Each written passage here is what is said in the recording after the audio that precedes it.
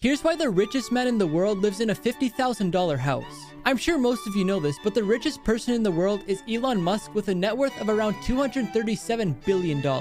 He used to own 8 mansions, but he went on a selling spree and sold 7 of them. He put his last house on the market for $37.5 million, but he later took it down, and I'll explain why in a couple seconds. He did all of this so he could move himself and his Tesla headquarters to Texas, which has no personal income tax. Since Los Angeles, where he was living, has the highest level of income tax, he said by moving his business to Texas, he would save $2.5 billion per year. In Boca Chica, Texas is where Elon's other company called SpaceX is located. There's plenty of beautiful mansions within a 30-minute drive of the facility, but instead he decided to buy a $50,000 portable house so he could stay at SpaceX 24/7. But like I said, he still has a mansion in San Francisco, but he only stays there when he's attending events in California.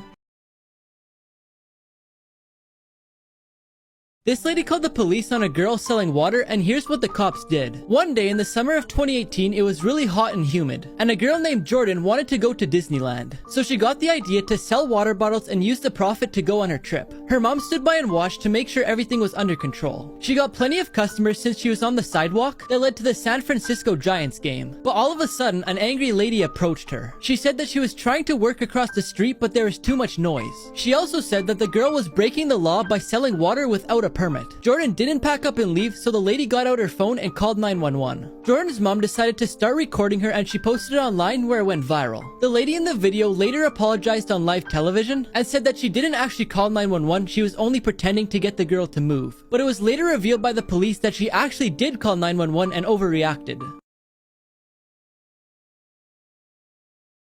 Shocking food tricks and commercials that you didn't know about. Believe it or not, most companies have a food stylist. Their job is to make the product look as good as possible. For example, the stylist for McDonald's places the ingredients, then grabs a hot metal object and melts the cheese. Then he uses a syringe to shape the mustard and ketchup, but only on the side that they're taking the picture on. But after they take the photo, it's still not done yet. They then go on the computer and boost all the colors to pop more. They also tidy up the placement of the ingredients, and here's what the final result looks like compared to the actual burger. In commercials, TV shows, and movies, they don't use real ice. They use fake ice made out of silicone rubber. This gives the photographers and videographers more time since the ice doesn't melt. But there's also 2 more reasons. The first one is that it just looks better. And lastly, the fake ice cubes don't make any noise, which is good for movies and TV shows where people are talking and you need to hear what they're saying.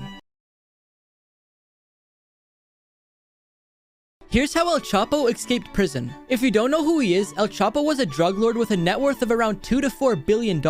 He was sentenced to 20 years in jail for murder and drug trafficking. He was placed in one of Mexico's top security prisons, but he managed to escape. In this footage from the 24-hour security camera in his cell, you can see him take off his slippers, then go over to his shower and disappear. They later found out that under the shower was a hole that led to a tunnel, but since it was behind the shower, the camera couldn't see it. Inside the tunnel was a minecart that was built with a motorcycle so he could escape quickly. On the other side of the tunnel was this house that was only used to cover it up so no one would know that it was there. The dumbest criminals caught on camera. This guy from Queensland, Australia was trying to steal an ATM. He attached a chain to the back of a truck that he had stolen, then grabbed a hammer and smashed the glass door open.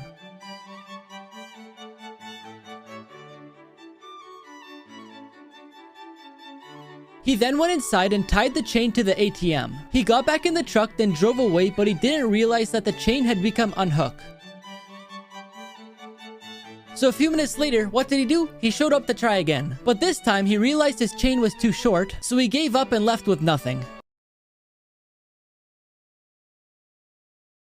The most shocking moments caught on live streams. This Twitch streamer who goes by Mr. Big got the police called on him for a noise complaint. But when the police came to his door, he refused to give them any information, so he was arrested. It was all captured on his live stream, but that wasn't even the most crazy part. A few minutes later, one of his neighbors comes in and starts stealing things from him.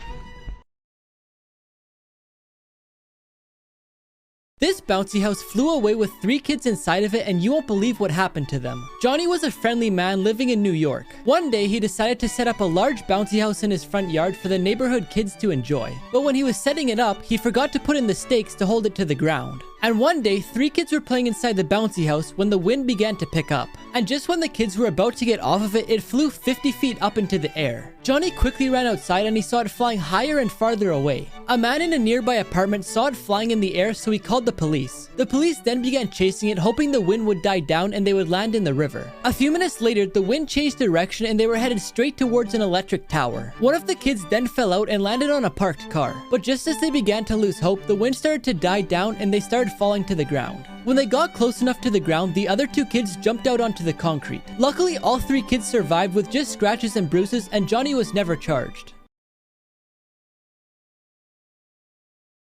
These inspectors found 110 violations at a restaurant called China Buffet. When the interviewers got there, they found steak lying on the ground, and the sink where they cleaned dishes looked like this. Just a few things that the inspectors found were 6 live roaches near a food prep table, a bunch of different meats laying out and not in the freezer, the dishwasher wasn't sanitizing, there was mold everywhere, an employee was smoking in the food prep area, a bathroom in the kitchen had sewage all over the floor which made the whole place stink, and that's just 6 of the 110 violations. When they asked the restaurant owner a few questions, this is what he had to say. No cameras.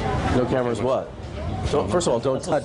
First of all, don't touch the camera. Don't touch the camera. Talk to my attorney. Don't touch my camera. Don't touch my camera. If you see an Apple AirTag that isn't yours, call the police immediately. If you don't know what it is, it's a small tracker made by Apple that's meant to be put on keys, wallets, backpacks, or whatever you don't want to lose. So if you do lose them, your phone will tell you where it is. But one man put an AirTag in a girl's jacket without her knowing. She said she took off her jacket at a restaurant and that's when it happened. It tracked her go from one restaurant to another, and even while she was walking home alone. Luckily, Apple has a safety feature that notifies you if an AirTag that isn't yours is tracking you. So she was able to find it and throw it away, but that isn't always the case. This lady was followed from the mall to her house. And again, she got a notification that told her that, but she couldn't find it. She figured it had to be somewhere on her car, so she brought it to a shop and mechanics looked it over. But they said that they couldn't find it, so be safe.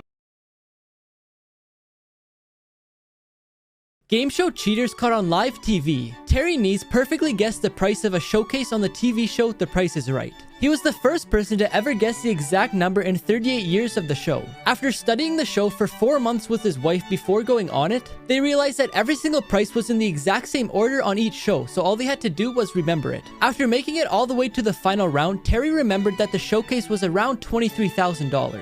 He couldn't remember the last 3 numbers, but it didn't really matter, because on the show, if you're close enough to the number, you still win. But he decided to fill in the last 3 numbers with his wedding date and his wife's birth month, and it ended up being the exact price. After the show, he explained to the host how they memorized the pattern from each show. And after that, the show completely changed, so now all the prices are random to ensure that it doesn't happen again. But since Terry technically didn't break any of the rules, he got to keep the prize. This girl got messages from her stalker every night, and you won't believe what happened when she figured out what they meant. One night, when 17-year-old Tana was babysitting, she heard a knock on the door, so she figured it was just the parents coming home early. But when she looked out the window, she saw a creepy old man, so she decided not to open it. Fast forward almost a year later, when she was working at her new job at Subway, the old man walked in. He sat down and stared at the girl for 2 hours. Then a few days later, she started receiving one-word text messages from unknown numbers. One night when she was working, her manager left to run some errands, so she was there by herself. And that's when the old man walked in. A few seconds later, she got another one-word text message. Then the old man told her to look at her phone. Tana decided to run to the back of the store and lock the door. And that's when she realized all the text messages put together read, "I will make you pay." Right when she decided to dial 911, the old man started banging on the door. She decided to run out the back door and make a run for her car. But by the time she got to the front of the store, thankfully the police had already arrived. But the scariest part is they found the old man sitting in the back of her unlocked car. This guy had brain surgery while playing the guitar. Robert Alvarez loves playing the guitar, but one day he had to have surgery to get a brain tumor removed, and there was a chance that he would forget how to do some things. So the doctor asked him if he wanted to play his guitar during his surgery, because it would minimize the risk of impairing brain function like movement and speech. But for Robert, his ability to play the guitar was just as important to him. At first, he was a little hesitant because he liked to play heavy metal music, and he didn't know how the surgeons would feel about him playing that type of music. But he decided to go ahead with it, and he played Creep by Radiohead, which is one of the only songs he knew that wasn't heavy metal.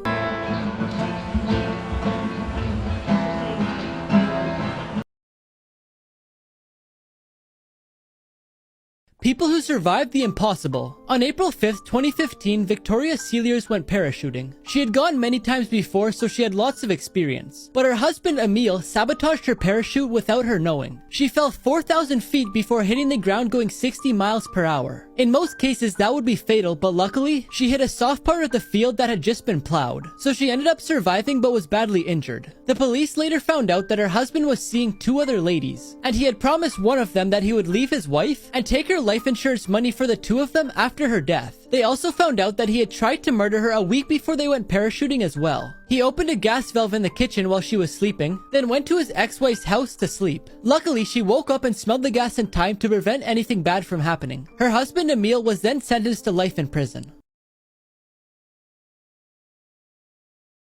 This man ordered pizza every day for 10 years until the employees noticed something was off. 48-year-old Kirk Alexander loves Domino Pizza so much that he orders it almost every single day. The general manager named Sarah said that he orders every day or every other day and all the employees know who he is. But one day, the staff noticed that he hadn't ordered in a few days, so they just figured he was on vacation. A few days later, the manager looked at when his last order was and it was 11 days ago. At this point, the manager knew something was off, so she sent one of her employees to check on him. When he got to Kirk's house, he noticed the lights were on, so he knocked on the door, but there is no answer. He decided to get out his phone and he called them several times, but still there was no answer. At this point, he knew something was off, so he called 911 and explained the whole situation. When the paramedics got inside, they found out that he had suffered from a stroke, and they said if they were just 1 day later, he may not still be alive.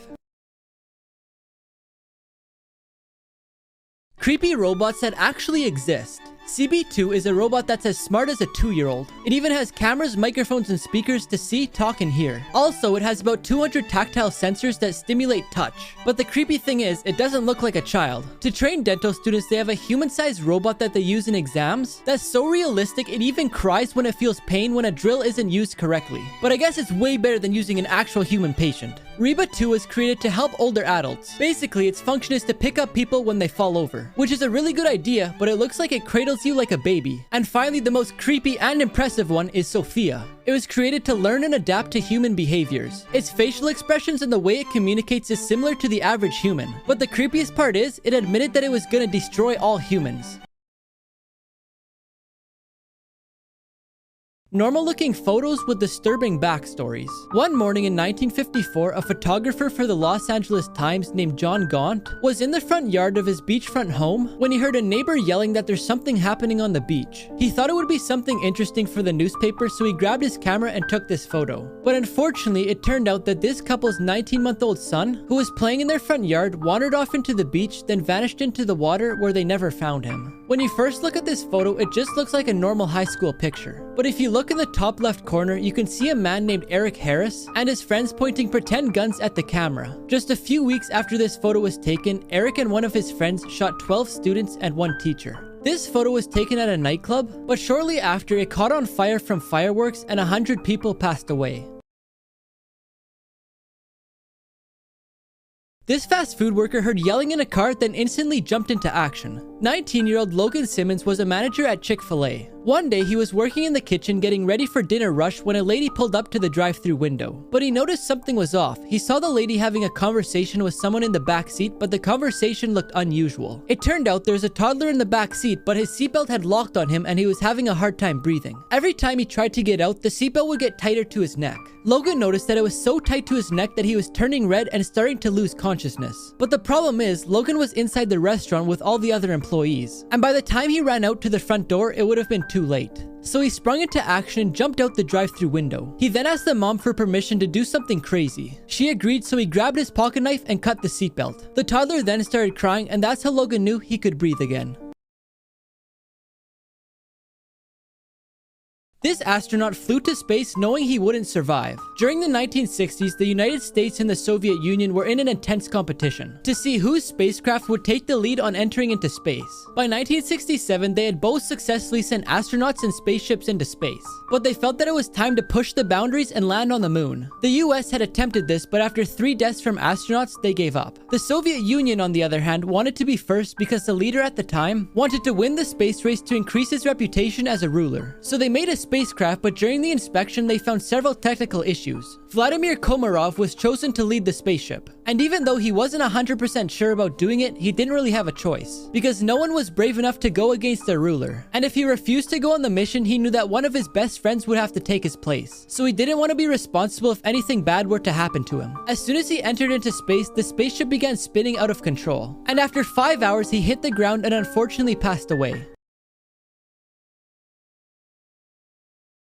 This old lady started yelling at a kid selling candy, then one man decided it was enough. Two siblings from California decided they wanted to earn more money. So they thought of a few ideas, but they decided on a candy business. They decided that they were each gonna buy a box of candy, then sell them outside their local grocery store. On some days, they would sell a ton of candy, but on others, they would only sell 1 or 2 pieces. Everything was going well for them until one day when an old lady approached them. She became very aggressive and started yelling at them for no reason. The kids went silent and didn't say a word while the lady embarrassed them in front of the store. As she was yelling, a man overheard her and decided that it was enough. He walked over to them, and what he ended up doing made the lady's jaw drop. But before I tell you what he did, I found this app that tells you your celebrity lookalike, and apparently I look like Zach King. If you want to find out who you look like, just press a button on my profile. He ended up telling the lady that she had no right to be yelling at the kids like that, and he also told the kids that he would buy an entire box of candy and handed them $100.